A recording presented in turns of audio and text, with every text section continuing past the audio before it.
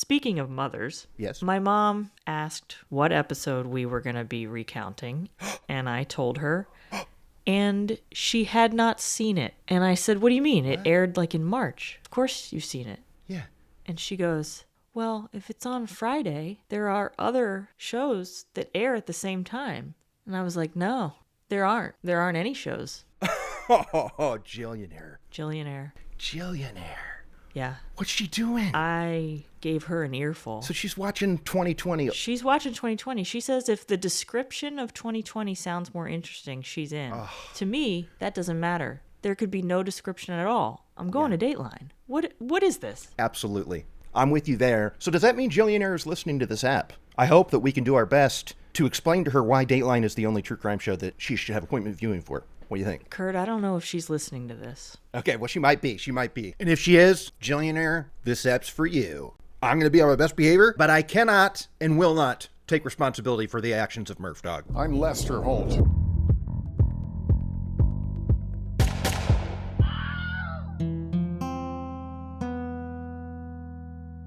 Howdy, old heads. Kurt Money here, alongside my co-host, Hi, it's me. It's Kateline. Dateline, and we are here to discuss yet another Murphdog joint. Here's Dennis Murphy with The Killer on Camera 4. Believe it or not, we got another Murphdog for you. What's going on this season? I don't know. And I thought he was in rare form tonight. I thought he did some great Murphdog stuff for us. And I know we're going to have some lulls. That's going to be a huge light bulb moment. Look what we have here, huh?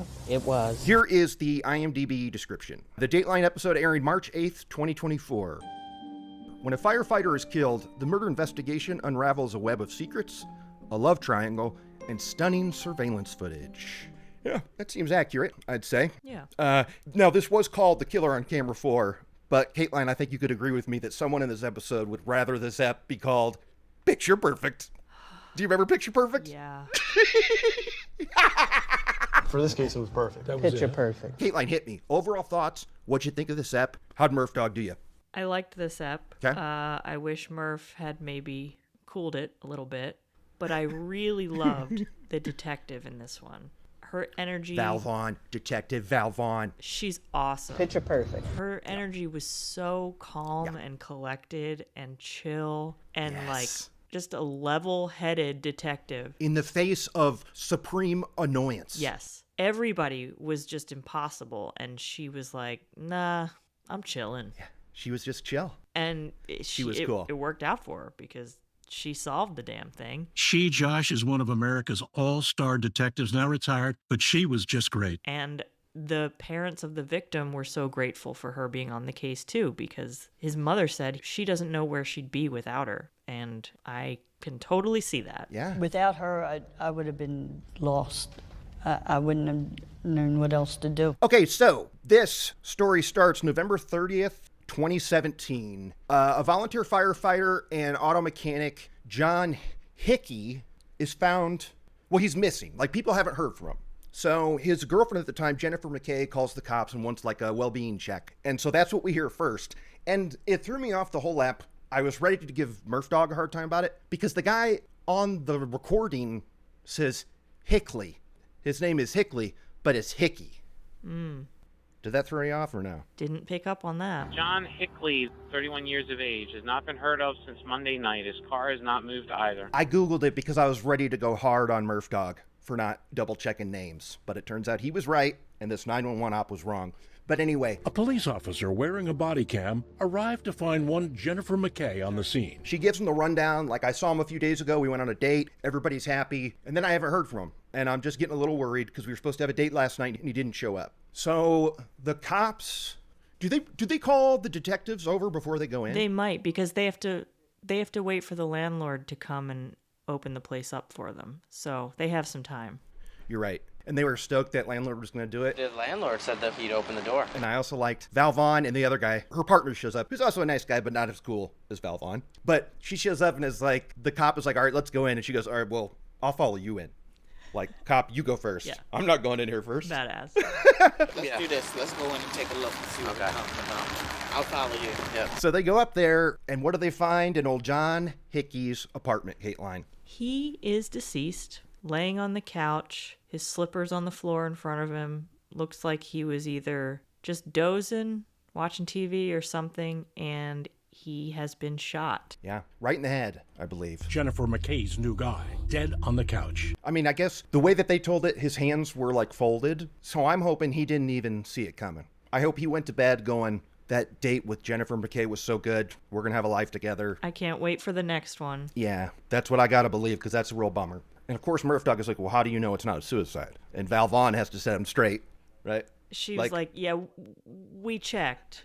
We checked, Murph. Yeah, there wasn't a gun under the body. Good call, Murphdog. Could it be a suicide, Detective, before you'd really examined the... I didn't believe it was a suicide. What told you no? They do go on a little tour of around John Hickey's apartment, and they go in the back alley. Detective, you really got to scope these buildings out to figure out what's back here and how you find where you're going. Yes. You do. You definitely do, and have to watch your steps. And they see, well, here's John's apartment, so a killer could have entered through any of these windows. And then they look up at the wall over there, and they see a security camera. Is that where you'd want to place a camera for what you're looking for? Absolutely. And boy, does Murphdog lose his at this reveal. It's as if Murph has never seen a security camera before. Never. Or never thought that people can choose where to put them. He was very obsessed with, like, a TV director would put it there too, wouldn't he? Yeah, he would. It's almost Right? picture perfect. For this case, it was perfect. That was Picture it. perfect. Picture perfect. A TV director himself would have put it in that same place. Right there. And bless Val for her patience in this alleyway when Murph just won't stop talking about this camera. And she's like, yes, Yeah. yes. Yes, it is a camera. Yes, it is positioned in a convenient location. Yes, it did capture the criminal. Yes, it is a camera. She just like, Yeah. what else could she say? Well, in her mind, she already told the capper of the story, and that was that it was picture perfect. Lo and behold, there's a camera looking dead at us. Picture perfect. I mean, she said picture perfect 3 times. So, like, I know that in her retelling of this, that's always the end of the story for her. So she's baffled why Murphdog wants to keep talking about the placement of the camera. It's like, Murphdog, we covered it. It was picture perfect, bro. Move on. It feels really weird. It feels so weird. You texted me about this before I watched it. And because it was like, Murphdog, take a hint, bro. I said Murphdog was really on one, and then when you got to that part, you didn't even know that's the part I was talking about, but then you did. Yeah, and it makes total sense. God, he keeps talking. Okay, so now they have to find out whose security camera that is and if it was running and stuff. Because they talk about it, a lot of times they're fake. I mean, there's dummy security cameras out there. It's also a back alley that's hard to get to. Yes. You do. You definitely do, and have to watch your steps. And Murphdog loves to say, can you believe a criminal could be that stupid? And Val Vaughn's like, no, we were lucky. And I was like, good. Level-headed Val Vaughn. Good. Good. She's doing it. Did you think, how can a perpetrator be so stupid? No, I just thought, how could we get so lucky? So they got to find who owns that camera. But in the meantime, they go back out front to the apartment and talk to John Hickey's current girlfriend, Jennifer McKay, who is sobbing on the steps. Because now this baby's a crime scene and they don't know what her relationship is to it. Now, at this point in the episode, I don't know about you, but I'm a little suspicious of Jen McKay, and I feel like they're leaning towards we should be suspicious of this lady right now. She and John had been on a date earlier in the week. Here they are on CCTV. Then John went silent.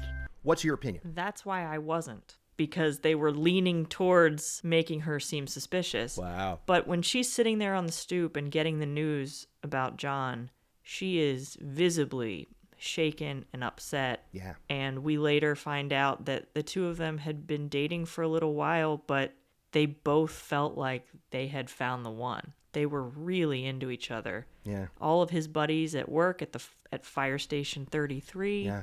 they were all well aware of this relationship and how much he was into her, and vice versa. They were just both stoked. He changed his status to in a relationship on Facebook, and then Jen made the joke about, yeah, he told everybody else before he told me.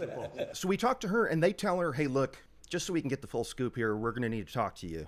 And she said, yes, of course, anything to be of help, officers. And now I turn to Kateline and say, put your head in her spot there. Theoretically, I'm curious, what's your reaction there? Because you are adamant. I don't talk to a soul. I get a lawyer and I never talk to these detectives, right? Yes. That's the proper play here, correct? Yes. In this scenario, do you still say that? Or do you say, okay, they know I'm not the guilty party, I'll talk to him. No. In this scenario, I say, absolutely, I will come down to the station and help you with my lawyer. Okay. But I won't be evasive. I'll be enthusiastic that, yeah, I'm going to come and tell you everything. I'm going to bring my lawyer and we'll be there later today. Or, I'll sound like I'm fully ready to do it. It's just, you can't go alone. You can't. Yeah. Okay. Here's the thing. I agree with you 1,000%. The issue is, Kurt, I don't got no lawyer. Yeah, that's problem 2. First tell them you're going to bring a lawyer, and then you got to go find one. That is true. That seems like some rich people shit. Let me call my lawyer. Who? I don't even have a doctor. You think I have a lawyer? Jen goes downtown, talks to the cops. I thought he was divorced. Okay. He was not divorced. We hear all about this interrogation, but we hear about it in the actual room because old Murphdog went on a field trip with Val Vaughn and the other detective. And their conversation is happening in the interrogation room that the actual one happened in. Did you like that little bit of business? What'd you think of that, Kate? It was a weird choice. It was very cramped. Yes, and it was echoey, obviously. Hours later, Jennifer sat down with detectives in this interview room. How does it go down? I think Jen was in shock to be here. In this interview room. It was a little funny to me. It was definitely cramped. And I was like, I guess this is kind of cool. I don't think it's significant at all. Like, you don't have to be in the very room where it went down. It's not like it was a famous confession where crazy stuff happened. Yeah. Just a room. Yeah. Just a room, but we were in there. In this interview room. So at this point, they're trying to learn everything they can from Jen McKay. And they get the scoop on John Hickey that he's just joined the fire academy. He's a good guy. He's got a bright future. He was nice looking. He was young. And then they're talking to Jen about people in her life. Like, do you know? Oh my God. You know what we haven't talked about? They go to the crime scene. They find the dead body. On a sofa. But what else do they find at this crime scene? Sitting on a ledge somewhere. Yeah. A random passport of some guy. Named Brandon. Sitting on a windowsill. Yeah. And yeah. I do have a theory about this. Okay. Now, is it in relation? Wait, save it until we find out who Brandon is. Okay. Okay, so they have this passport, so they're talking to Jen McKay, and they're like, do you know a Brandon? Did John know a Brandon? And she's like, no, we don't know that. She was like, but they're asking well, I him... know people named Brandon, but I don't know like a significant Brandon. What if a cop was like, do you know someone named Chris? Yeah, I know like 47 dudes named Chris. Be more specific. Do you know anyone named Brandon? No. I mean, I know people named Brandon, but... I'm like associated with John. Right? No. So they're asking Jen McKay about Brandon and other people in her life, and she says that, well, I do have this one friend that actually I called when I was worried about John, and he's the one that told me to do a wellness check. A wellness check that had me do that. And that was his idea. Okay, and they're like, okay, who's this? And when did you talk to him? And she's like, well, I've been talking to him since the event happened. How did she describe her relationship with this guy, Daniel Green? She basically said that they were friends. And Val Vaughn is like, that was weird. That was weird. It was weird. It was odd at best. I didn't understand This is a friend of hers, supposedly. Now tell us about Daniel Green, Kateline. What's his scoop? Daniel Green is also a fireman, but he was at a different ladder across town. He's an hour away. Yeah. In Woodlawn, right? Yeah. And I think so. That sounds correct. These are Baltimore suburbs. Yeah. And he is a married man who Jennifer was having an affair with for several years. Yep. And several years. Yeah. She says they broke up and they're just friends. And both have gone their separate ways, but they keep in touch. And she moved on with John, and Daniel allegedly went back with his wife. Yeah, because as far as we know, according to Jen McKay, she's like, I told him that I was seeing somebody new so that he'd get the hint, which Val Vaughn was suspicious of, but I'm not. I feel like that's a very common move to get someone off your back that's into you. Be like, hey, it's over. I'm with this person now. Yep. That seems like a good play on her part. She may have been suspicious because it might point to Daniel's behavior of being insistent and reluctant to give up the relationship. Like, Jen shouldn't have to say, my God, do I have questions about I've that? moved on. She should just say it's over. But it sounds like he wasn't taking no for an answer. You're right. Maybe it made Val suspicious in that way. I mean, I think that's a good point, because I'm suspicious of Daniel Green because before she said no, she said yes, and he didn't want to do it. So I'm so baffled by the actions of one Daniel Green. Yeah. Jen McKay wanted to be with him. She got with John Hickey because Daniel Green did not want to commit. So anyway, we meet his wife, another Jennifer. This is why I love me some Ildikos and some Fotises, okay? Because we got two Jens in this story. Jennifer McKay and Jen Green, wife of Daniel Green, who also comes in to talk to the cops. But we're not there yet. We're not there yet. Because the cops, of course, they got this passport. Somebody named Brandon. What's in that passport? But an address. Is this your killer who may have inadvertently left this ID behind? So In the frenzy of fleeing the place, somehow lost his passport. Yeah. So they bring old Brandon downtown and talk to him. And they're sitting there thinking, this dumb criminal killing somebody and his wallet fell out of his pocket or whatever. And what does Brandon tell them when they're like, hey, what's up with your passport? Are you like missing it? What's his response? He says he was in an accident, in a coma, and then had memory loss for a long time.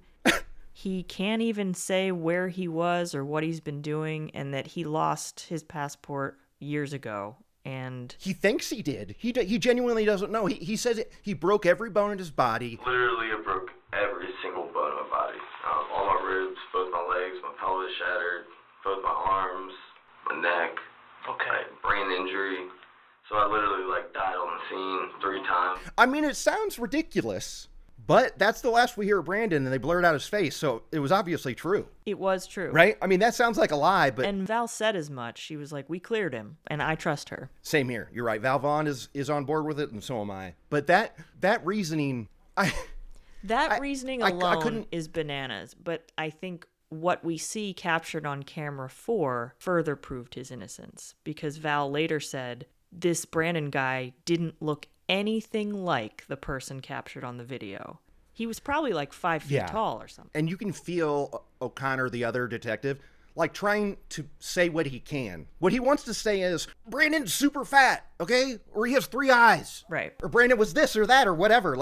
Obviously it wasn't Brandon. Right. I could feel their frustration. He did not look in any way, shape, form like Daniel Green or the person in the video. Everything led to Daniel. There was nobody else to look for. So my theory on Brandon's passport. John was an amateur photographer, and he was always going into abandoned places all around Baltimore. He loved the city. He would go all over the place in the city. So I'm thinking he's in some abandoned warehouse or shipyard situation, and he finds Brandon's passport. And since he was such a decent guy, I bet he was trying to track him down, or was at least planning to. Okay, that's brilliant. That is absolutely bro right there. He's out there shooting pics, comes across a lost passport, thinks, hey, maybe I'll mail it back to him. Boom. That's totally what I bet happened. All right, now back to the security tape. We have to make efforts to contact the owner of the camera. The million-dollar question, was it even running on the night of the murder? So they get a hold of this guy, and they get the footage. And I love that they say technicians downloaded it, which means that, interns slacked it to another intern at the police station. I know, and they were like, we got it back from the lab. The lab? The lab! Oh! The lab. The footage from that security camera came back from the lab. That's going to be a huge light bulb moment. Look what we have here, huh? It was. It's the same as the forensic team that looks through text messages. You're right. That's not science. They use these big words, but it's not. They're doing what everybody does every day. You pop that memory card out of the camera or out of the recorder, pop it into your computer. What? Boomers. Or more likely, it records to a cloud, and they got it that way. Either way, they got that footage, piece of cake. They like to make it sound like it was heavy-duty lifting. But they got that footage, and what's on there? But some dope in a jacket and a hat trying to get into windows, poking around. This is our killer. This is our killer on camera 4. It's picture perfect. And who does it look exactly like? Daniel Green. Daniel Green. The first thing I say is, oh my God, that looks like him. Oh my God, that looks like Daniel Green. It was shocking. Shocking that there's a guy on this video that looks just like the boyfriend of our victim's girlfriend. They bring in Jen McKay and show her the footage, and they're like, this looks like Daniel Green to us. I don't know. What do you say? And they really go at her. She says it does. It's his build. It's his height. It's the way he walks with his hands in his jacket. I think they say, are you 100% certain? And she says something like, almost, basically. Well, yeah, I mean, basically what she says is, this picture looks like Daniel Green, yes. I mean, I see it, but I don't see it, if that makes any sense. But they want her to say it definitively, that's him. And she's like, It looks like him. Like, she's not 100% on it. Like, she kind of leaves some wiggle room of like, oh, he looks a little skinny here or whatever. But she does say that looks just like him. Mm-hmm. I mean, we get our ID. That's Daniel Green. So this is when we bring back Jen Green, Daniel Green's wife. And why don't you tell us about this little talk? Daniel had said in his interrogation that he could not have done the murder because he was with his wife that night. Right. So then... And she would vouch for me, Seth. She would vouch for me. You thought nobody saw you.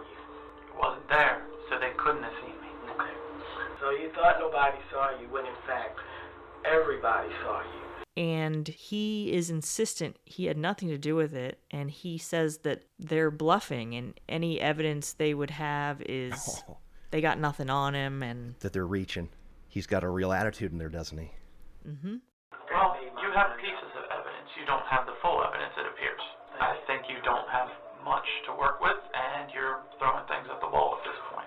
His attitude, I couldn't believe it. And this is where I say bravo, Val Vaughn, for keeping her cool. In case you haven't figured out, in 2017, guess what? Everybody has video. Okay. Because I just would want to, like, slap this guy or throw my chair at him for talking like this. Everybody has video. And just so you know, you're on video. So then they bring in Mrs. Daniel Green. And let's see how strong this alibi really is. Is she going to lie for him? And she talks about that night and how she got home late and he was on the couch. She went to go check on the kids. They were asleep. She got into bed, and a little bit later, he also got into bed with her. He could not have done the murder, and the detectives are asking, are you sure? Me, myself personally, mentioned it multiple times just to remind her that she was possibly covering for somebody that was treating her family like that. He's been cheating on me for years. I know when he gets into bed with me because it's significant or something like that. Yeah, this was my least favorite part of Jen Green's performance. I did not, even before I knew the outcome, I didn't like how she answered them. When Val Vaughn just wants to know, why is it that you remember that? I think that you can feel Jen Green using that as an excuse to start her fucking sob story about her cheating husband. Because she's like, I know it doesn't mean anything to you. Yeah. And I know he came upstairs and got in bed with me that night. And like, those things might seem mundane and to you guys, but those moments were mattering to me in a big way. So Val Vaughn, they gotta buy it, I guess. But they're talking to her, and she's like, he was there, blah, blah, blah, blah, blah. And then they say, all right, well, before you go. Then real slick, they slide her a still image of the video, and they say, do you know the person in this video? If you just get a moment, just take a look. And she doesn't say anything. She just crosses her arms and looks at it and leaves. But how? Nobody said anything after that? I don't think so. She said to Murph later, she was like, I just sat there, glanced at it, looked back up, and then left. That's very weird to me, though. We find out later that she actually, in that moment, did think it looked like her husband, but was there to defend him, so she didn't say anything. So they're looking into Daniel, and they check out his cell phone, and where's that baby ping? Well, Val is convinced that despite Jen Green saying he was with her that night, she thinks she's not buying something else is going on. She's not buying it. And his cell phone proves that he had been in the area of John's apartment. He had been near Jen McKay's house one night when John's brake lines were cut on his car. Yeah. Everywhere there was like an incident leading up to John's death, Daniel's cell phone was pinging right there. Eventually, they see that the night of the murder, his cell phone was just off. It was turned off at like 9 p.m. and turned back on at 8 a.m., which is highly unusual. It's like 12 hours. But then they see that it's very weird. Pinging to this abandoned property on the outskirts of town. Oh, you're right. This is the crux of the whole case for me, this house. Yeah, I can't believe I forgot about this house. You're right. Take us through it. They see that his cell phone is pinging on this property, and they find the owner, who says that he isn't there most of the time, but he came by to check on it and discovered that someone had been squatting in the house. And like big time squatting. And the cops go over there and check it out, and Daniel Green has been living illegally in this random house. Yeah. And he's got food in the fridge, his clothes are in the closet, he has mail set up to be sent to him there. He's fully living in this He's got house. pictures of loved ones. He's got pictures of family. Like He's got a picture of Jen McKay hanging on the wall, even though they are broken up at this point. And she's dating John. Yeah. He's telling Jen McKay that he and his wife are divorced and he's living on his own at this other house. Yeah. And look, he's got all this mail to prove it. And it turns out, no, they are not divorced. They're not divorced. It was never discussed. He was a fireman who, breathed some heavy-duty fumes, and he couldn't be a fireman anymore. And this bummed him out, and this is when everything turned for Dan Green. So he's unhappy with his life, and he cheats and stuff. I get that. It's straight out of the handbook for scumbag grossos. But this is what I don't get, is that there's a point where he's trying to juggle Jen McKay and Jen Green. And he's so callous and careless, he brings his kids. He tells Jen Green, hey, I'm going to take the kids to a sport game or a sporting event, okay? So we're going to be gone for a long time. They come back that night, and Jen Green is like, how was the game? And they go, we didn't go to the game. We went over to Daddy's friend's house, Jen's parents, to celebrate Thanksgiving. So that's when Jen realizes, oh my God, this mother cheating on me. And I was like, I'm sorry, what did you just say? Is this a big moment on the timeline? Huge moment for me. Why did he think he'd get away with that? What do you think about that? Well, when his wife says her kids told her they went over to Jen McKay's, Daniel says, how could you listen to them? They're kids. As if they're like toddlers. Yes. These are, wasn't the one like 12, 11? Like, I mean, they may have been a little younger than that, but they're old enough. These are people with brains. Yeah. So she gets in her car and goes to Jen McKay's house. Because he's sitting there, he's doing textbook gaslighting where he's saying, you're crazy. How can you believe a child over me? You're crazy. And so she calls him on it and says, all right, well, I'm going to go over to Jen's house and ask her. So she does. She does. How's that go? And Jen McKay admits, yeah, he was over here tonight for Thanksgiving, but it's because it was his weekend with the kids. And Jen Green's like, what are you talking about? His weekend? Yeah. And Jen McKay explains, well, yeah, because, the joint custody. And Jen Green is like, it was his, we are not divorced. There's no custody. Yeah. He's still living with me. Yeah. And this pisses both of them off. Yeah. Because he's telling Jen McKay that he's single and they can be together and he's living in this other place. And Jen Green is obviously been lied to as well. Yeah. So when she returns home, he's gone. And that's when he's like living permanently in that squatting permanently in that other house. Okay, you're right that's when but when she comes home, he's still there and he doesn't say anything to her. He ices her and was in the basement. That's why this is all so strange to me, because eventually he did have this house that he was squatting in, but his wife still thought he lived there. So he's doing this balancing act. And I want to know why. If he wants to be with Jen McKay, all he has to do is leave his wife. Like, why doesn't he want to leave? I don't get it. Do you see what I'm saying? I don't get it either. The only thing I can think of is some kind of alimony situation. And since he's not working and he doesn't have any money. If he's the one to divorce, then he would be the one who would have to pay child support or alimony. I don't know. Okay. But he did it. He did get a job right. where he was teaching firefighting to military people, like how to get in the right. Yeah, fire safety with troops or something like that. Which that job, he was able to travel around a lot, which gave him a great excuse to cheat. Yeah. But just the balls to squat at a house like that. I wouldn't be able to live a day if all my stuff was at some random house and I had to go to work or go work on my multiple relationships. I couldn't do it. I don't understand the headspace to be able to live like that. Well, he's a psychopath, Kurt. Yeah, that's a good point. That's a good point. He is a psychopath. Okay, so this thing sits for a few years. We've got all these great reasons. We've got this security tape. We've got somebody who recognizes Daniel. You think we've got all this home run stuff, but the cops have no choice but to buy this BS alibi from Jen Green. And so the years start to pass. And what is the best thing that can happen to an investigation, Kateline? What's the one thing that perks detectives' ears up? A divorce. They split. And this is when Jen Green starts thinking, hey, maybe I was kind of lying before. Like, maybe he wasn't in bed and I knew it that whole time. Maybe I should tell the cops about that. And so that's where we get to is she's like, this guy, now that we're splitting up, cops, Val Vaughn, you're going to want to hear what I have to say. And she says that she was being constantly bombarded by Dan and his family, constantly reminded that she had to be the alibi, that she had to be the one who could vouch for him, and that she was kind of coerced into saying he was there that night. Now, Daniel's parents think that she's just turned on him post-divorce because she's bitter. Was it a betrayal, or is that too strong a word? No, it's a betrayal. I think what she did is very calculated. But really, right, she's saying, no, y'all were forcing me to be his alibi. Yeah, and you might think, well, let's get the perspective of Dan's parents. Like, maybe they have a side that we haven't heard yet.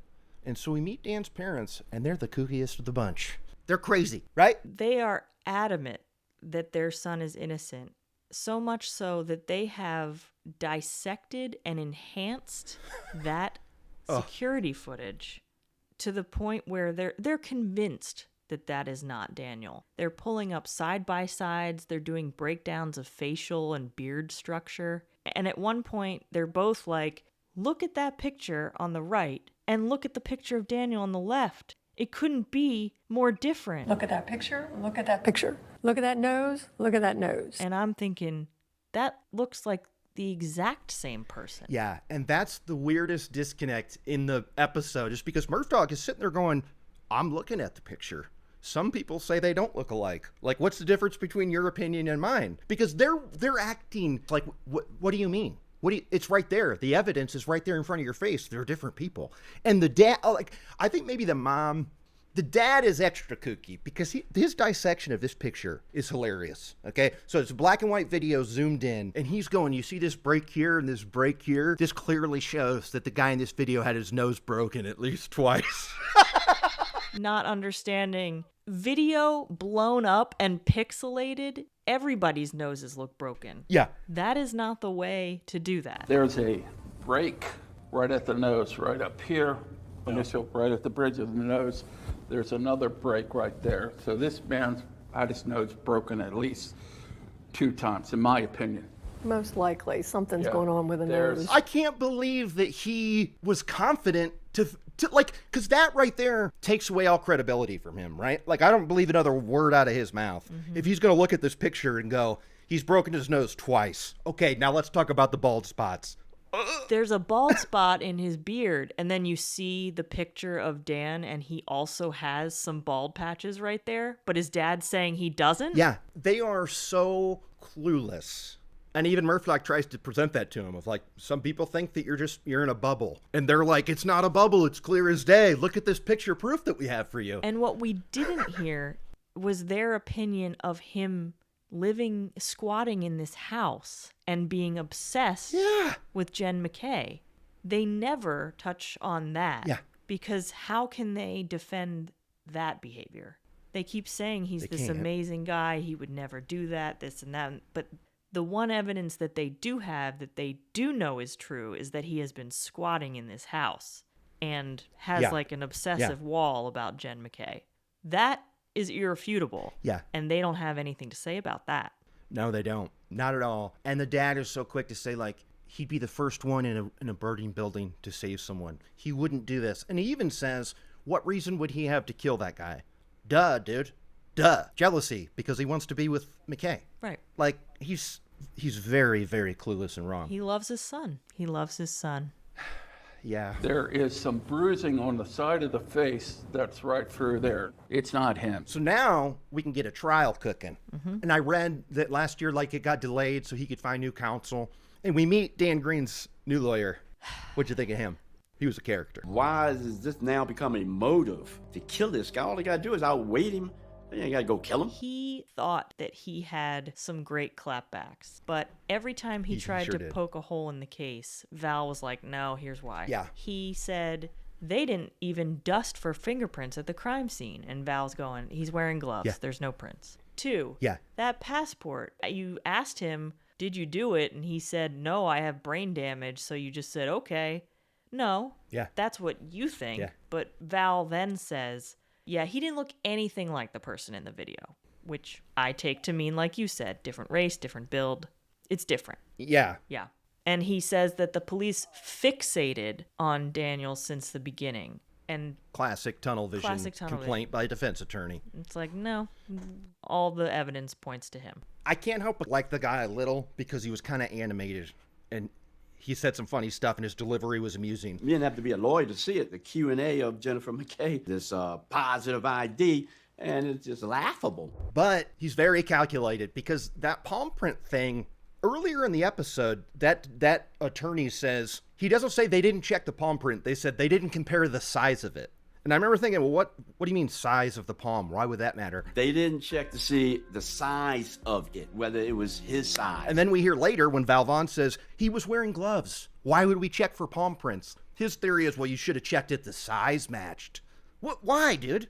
Like, you could just tell that this guy's reaching at everything. And he actually gets one good moment in the trial because Jennifer Green goes up there on the stand. How's she do up there? She did not keep her composure because Dan gave her some kind of knowing smirk that she hated. And as soon as she saw it, she lashed out. Like, we're talking, don't you dare look at me like that. Bang, bang, order in the court. Clear the court. They had to clear the court. She goes, you can stop looking at me like that. And I just said, you can stop looking at me like that. You told him. I looked right at him. Anyway, it was pretty funny. It was a moment of weakness. She knew it. The lawyer knew it. The lawyer was stoked. He couldn't have been more happy that happened. It makes her unreliable. Well, yeah, because his opinion is she clearly hates the guy. I loved it because we wanted to say to the jury, you see how much she hates him? And we were like, good, man. We doing pretty well with this thing. We doing pretty well. Like, she wants to burn this guy, which she probably does, but he is the killer. But I did like, he was very pumped about that because he knew that would be in his favor. And the part that he thought was the most damaging to his case was the fact that in the interrogation room, Daniel Green is pacing around with his hands in his pockets, just like he did on the security tape. Yeah. Like, it's so identical that the lawyer's like, I wanted to tip over the water to distract the jury because it was so damaging. The video that Daniel's parents insist is not their son. Yeah. It's crazy that they still support him when both Jen Green and Jen McKay are like, yeah, he did it. Yeah, I know. And they say it's just Jen Green because she wanted more money in the divorce or whatever. And I'm like, Yeah, and she was saying like, no, we have 2 kids and he should pay for those children. She's not looking for some big settlement. Yeah. But you should pay for your children. Mm-hmm. Yeah, and Dan's parents were mad the lawyer didn't show the side-by-side that they thought was solid proof. With the multiple broken nose. So anyway, this guy gets found guilty. I believe he got life. Did he not?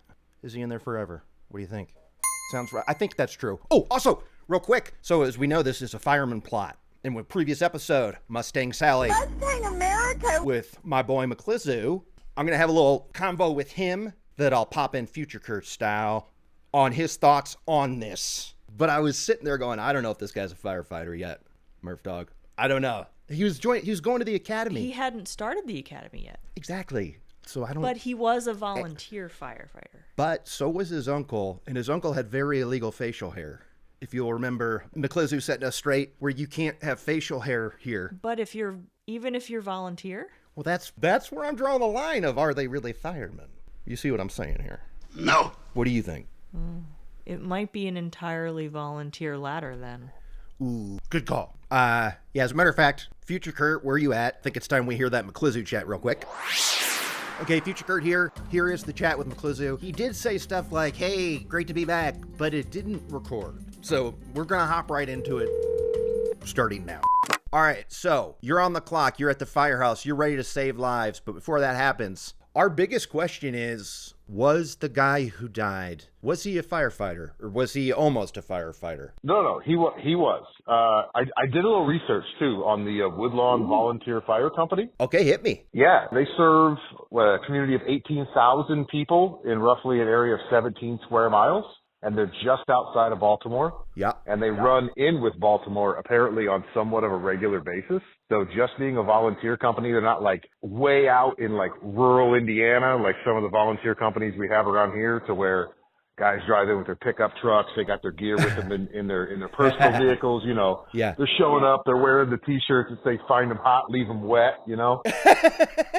This guy apparently he was for real. Even though he worked for a volunteer company, he seemed like a good dude and at least from the stories his boys were telling, yeah, he sounded like one that I wouldn't mind working with. Well, that's good to hear. So what's this academy business? Was he about to join a place that was not a volunteer spot? It sounded like he was actually going to join Baltimore City Fire Department, which is one of the busiest fire departments in the country. Cool. Okay. All right. Well, that's good news. That's good news. He was the real deal. But what about his uncle? I was telling Kateline that facial hair looked illegal AF to me.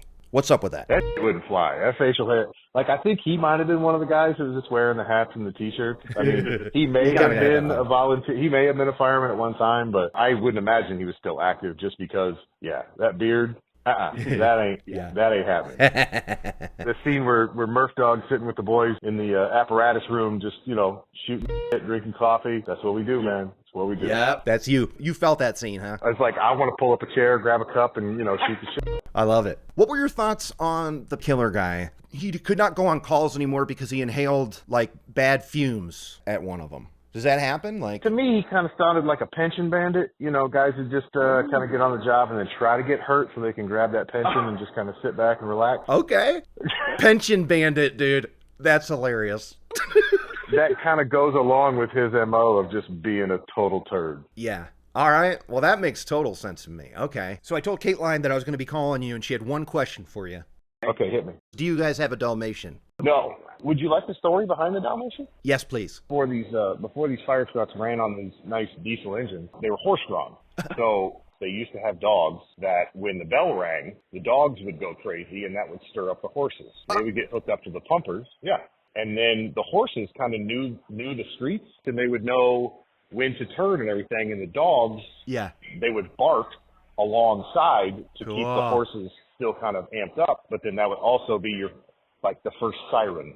Wow. That's cool. You heard 6 dogs running down the street next to 4 horses, and they're barking like crazy. You'd get people's attention. They'd turn their heads, and they'd get out of the way. Wow.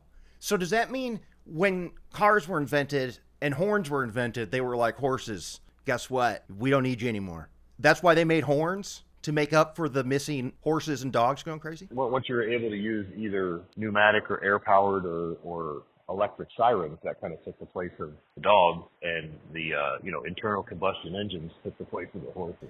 Dude, you know what? It sounds like classic case of technology taking jobs from us. It never changes. You know what I mean? Well, they just took the jobs from the horses. That's what I mean, dude. I mean, hey, those horses were sworn in as firemen. Am I wrong? That sounds like I'm being glib, but I feel like they were proper in the club. What do you think? No, I don't think they were sworn in. Because, they broke their leg. They just shot them and got Yeah, you're right. That's not much of a brotherhood. That was a nice little piece of business. Thanks for taking time out of your life-saving schedule to fill us in.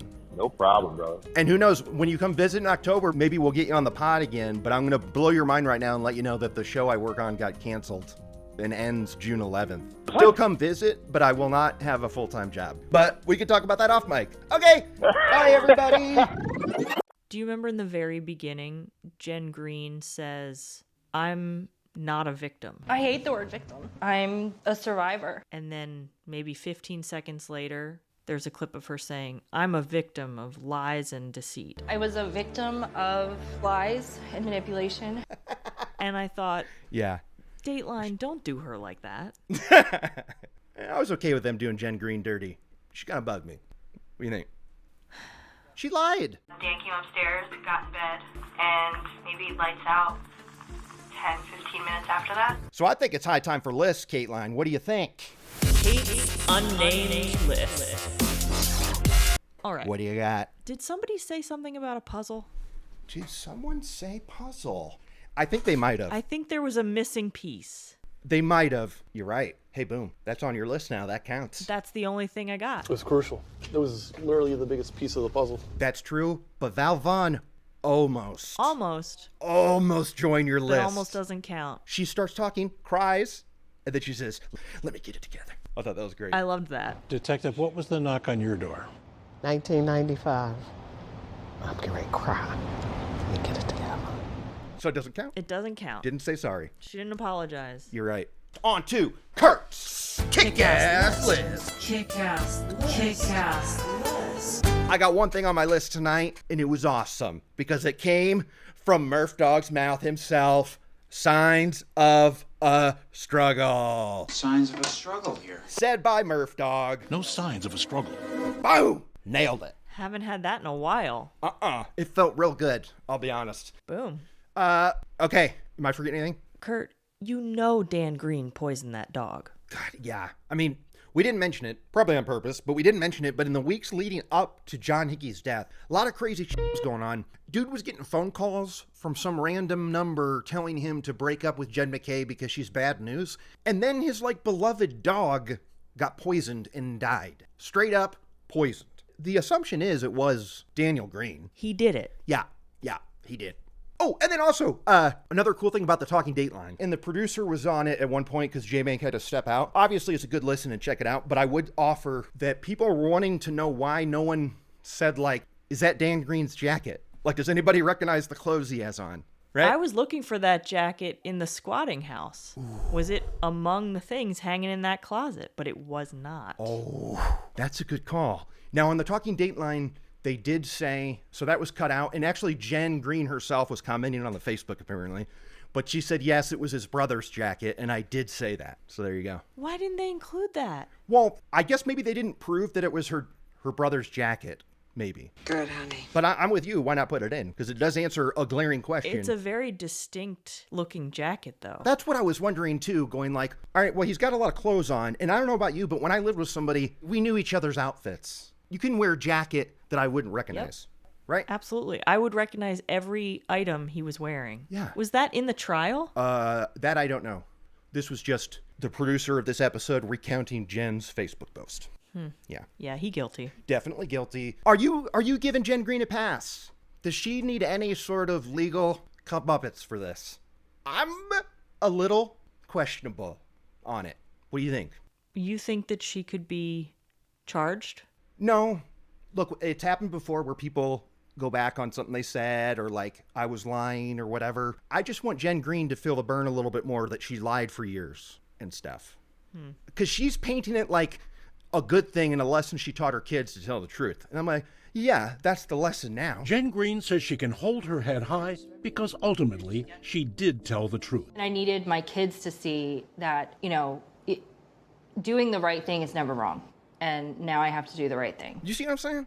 You're are you thinking she fessed up though? So she did her bit. She fessed up, and she was put in a really awful position by Dan and his family. It sounds like she really was being coerced. Yeah, and honestly, they showed Dan's parents' house. Turn on some lights, my guys.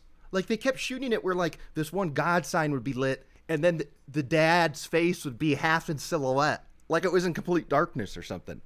It was some weird shooting going on. It's picture perfect. But anyway, I think that's going to do it. Next week, I feel like they're totally in their summer fling right now, so we're going to catch up so fast. Totally. It's going to be pretty exciting, Kateline, because I feel like we're only 7 behind now or something. But let me find what our next step is. By the time the next season starts, we're going to be ready. Oh, yeah, we totally will.